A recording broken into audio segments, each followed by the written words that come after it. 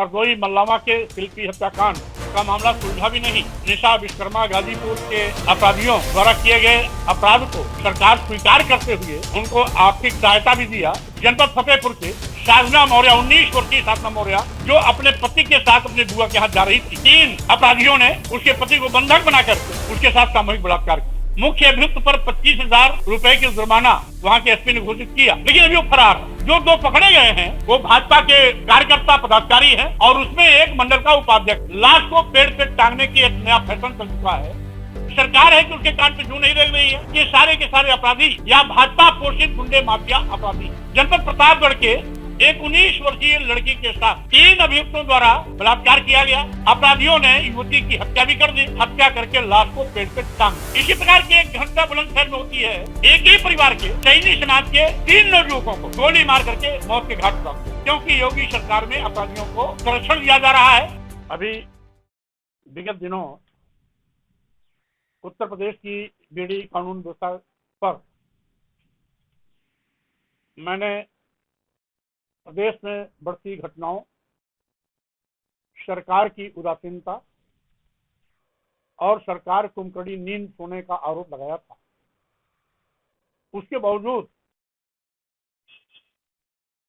योगी सरकार के कान पर जू नहीं रहेंगी। ताबड़तोड़ आपराधिक घटनाएं दनादन हो रही। अभी हरदोई मल्लावा के शिल्पी हत्याकांड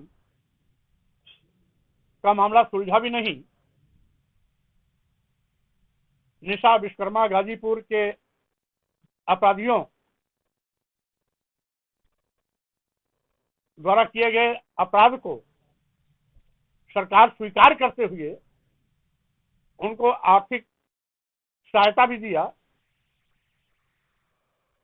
लेकिन अपराधियों की गिरफ्तारी अभी तक नहीं हुई, जो बहुत ही दुर्भाग्यपूर्ण है।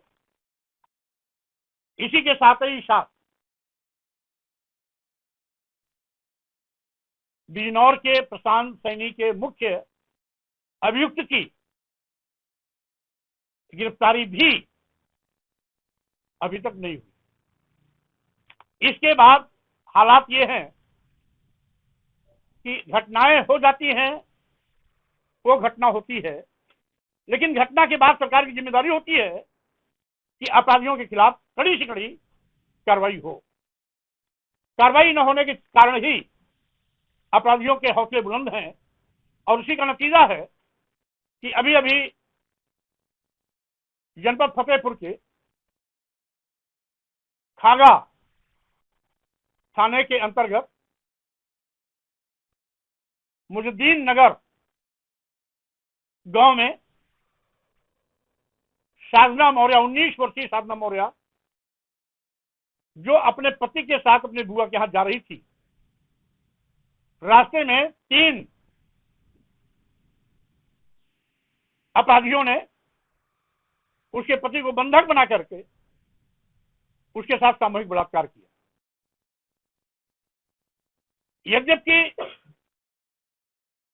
मुख्य अभियुक्त पर 25,000 रुपए की जुर्माना वहां के एसपी ने घोषित किया, लेकिन अभी वो फरार है।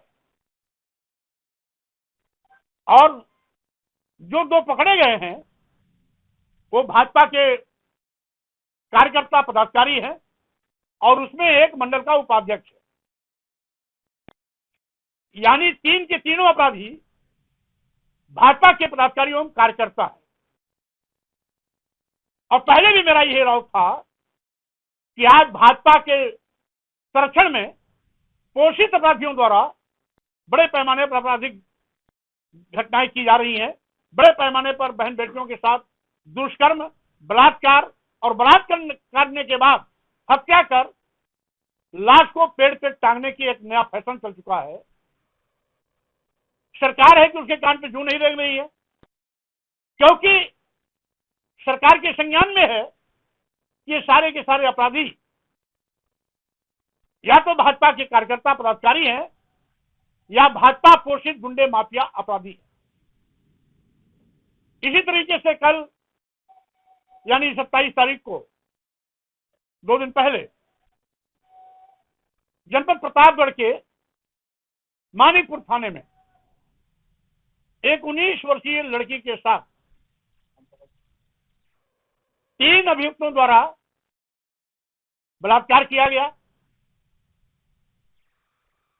पोस्टमार्टम में बलात्कार की पुष्टि भी हो गई। केवल बलात्कार, सामूहिक बलात्कार ही नहीं किया गया, बलात्कार करने के बाद अपराधियों ने युवती की हत्या भी कर दी। इससे भी उनका पेट नहीं भरा, हत्या करके लाश को पेड़ पे टांग दिया। वहां का भी मुख्य अभियुक्त भी फरार है। आखिर हो क्या रहा है उत्तर प्रदेश में?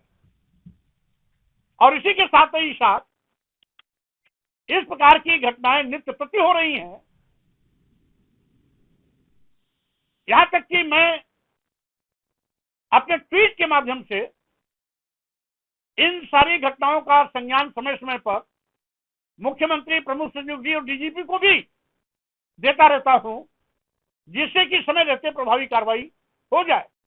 सरकार अपराधियों के खिलाफ कार्रवाई करने से बचने की कोशिश करती है और अपराधियों को लगातार संरक्षण देने का पाप कर रही है। इसी के साथ ही साथ अभी अभी जनपद एटा के थाना राजा का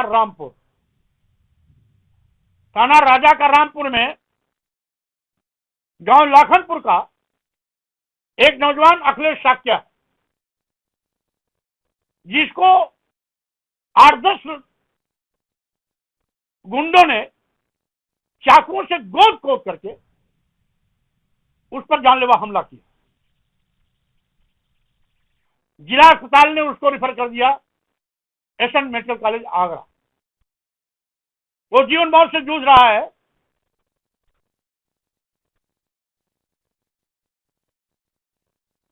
ऐसी गंभीर पोजीशन में है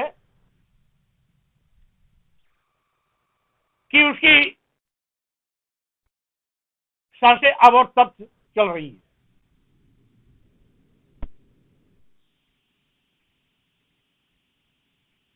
फॉर्मेलिटी के लिए कुछ को गिरफ्तार तो किया, लेकिन आधे से ज्यादा अपराधी अभी भी गिरफ्तारी से बचे हुए बाहर। इसी प्रकार की एक घटना बुलंदशहर में होती है, जहां 3 एक ही परिवार के सैनी समाज के 3 नौजुवकों को गोली मार करके मौत के घाट उतार दिया गया। आज ये अपराधों की बाढ़ इसलिए आई है क्योंकि योगी सरकार में अपराधियों को संरक्षण दिया जा रहा है। अन्यथा अगर पुलिस अपने पे आ जाए, कानून अपने पर काम करना शुरू कर दे, तो समुद्र में डूबने वाला भी अपराधी नहीं बच सकता। लेकिन ये सारे अपराधी बचे हुए हैं क्योंकि इनके आका कहीं ना कहीं भाजपा के नेता हैं, मंत्री हैं, या सरकार द्वारा इनको संरक्षण प्राप्त है। इसीलिए सरकार ऐसे कुख्यात अपराधियों पर भी गिरफ्तारी करने से बचती है, कानूनी कार्रवाई करने से बचती है। मेरी मांग है योगी सरकार से, उत्तर प्रदेश की पुलिस से, प्रमुख सचिव गृह से, कि कुंभकर्णी नींद से उठें और जो उनकी जवाबदेही है, जिम्मेदारी है कानून राज की स्थापना का, उसकी जवाबदेही सुनिश्चित करें। और इस प्रकार के हो रहे लगातार आपराधिक घटनाओं के जो भी वांछित अपराधी हैं, उनके खिलाफ कड़ी से कड़ी कार्रवाई करते हुए गिरफ्तारी सुनिश्चित कराएं। और साथ ही साथ जो प्रदेश में जंगल राज है, गुंडा राज का बोलबाला है, इसको खत्म करके कानून राज कायम करें। यूं तो कहते हैं माननीय मुख्यमंत्री जी कि उत्तर प्रदेश में रात में अगर 1 बजे भी कोई महिला अकेली चली जाए तो उसका बाल बांका नहीं हो सकता। रात दूर ये सारी की सारी घटनाएं दिन दहाड़े हुई, चाहे हरदोई की शिल्पी हत्याकांड हो, दिन में फाउंडेशन का सिर काटा गया,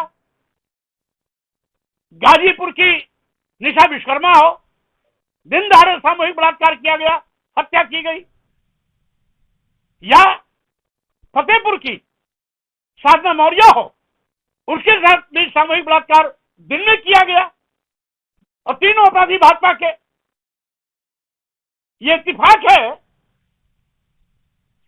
कि शिल्पी हत्याकांड में, निशा विश्वकर्मा हत्या बलात्कार हत्याकांड में, साधना मौर्य सामूहिक बलात्कार कांड में, ये सब इत्तेफाक से या तो भाजपा के नेता हैं, पदाधिकारी हैं, या मुख्यमंत्री की बिरादरी के हैं। ये दुर्भाग्य है। अगर आप ये वीडियो YouTube पर देख रहे हैं तो हमारे चैनल को सब्सक्राइब करें और बेल आइकन को दबाना ना भूलें। अगर आप Facebook पर ये वीडियो देख रहे हैं तो हमारे पेज को लाइक करें।